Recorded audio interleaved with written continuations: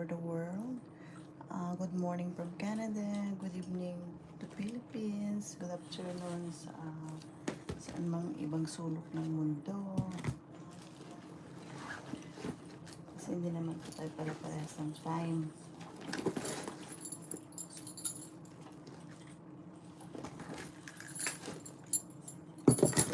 Busy na. Ay, pag sa abroad ka, trabaho lang. Work. No time to pahinga. Kailangan kumayod para may pambayad ng mortgage, pambayad ng mga bills.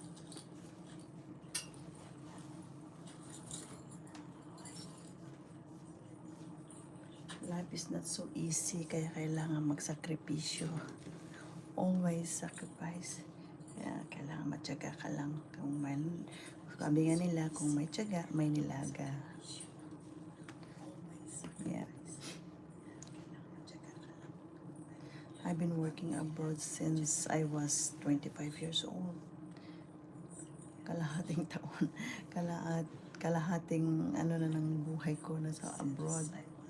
Mas marami na nga yata akong nilagi sa abroad kesa ang nag-stay ng Pilipinas.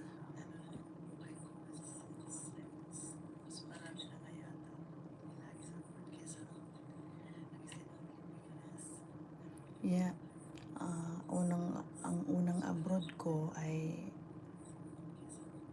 sa Israel. Yeah. I've been working there for 10 years. 10 years ako nag-work doon sa Israel. And after 10 years, ayun, nag-move na ako dito sa Canada.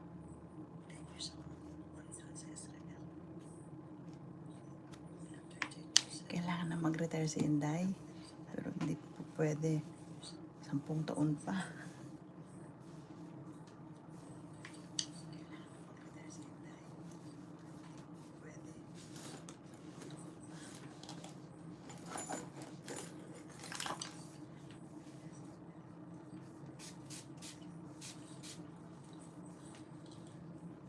Look at my perfume or my body spray from the Philippines.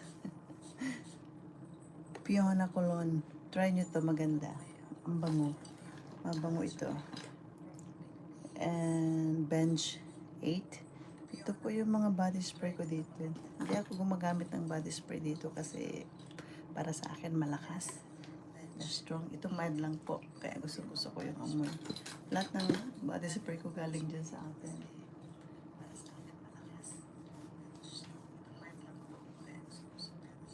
Nung umuwi ako last year, namili ako ng marami. Namili kami ng best friend ko ng marami. Ngayon meron pa, every time na ipauwi, pag tinatanong nila kung anong gusto kong pasalubong, yan, sabi ko ito, ganyan lang. Para laging may stock.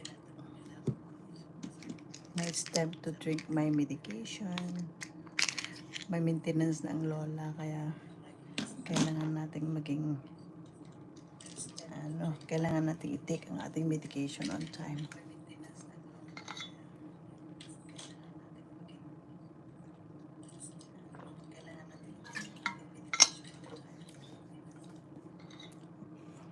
Okay, baba na tayo.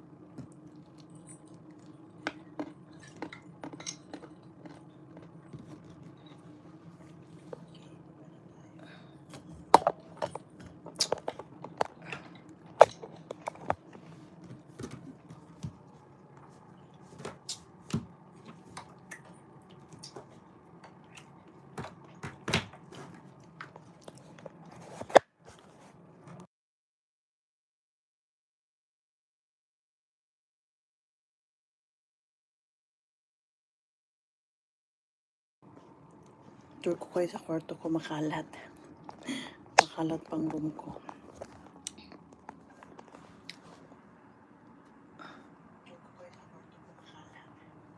Malit lang.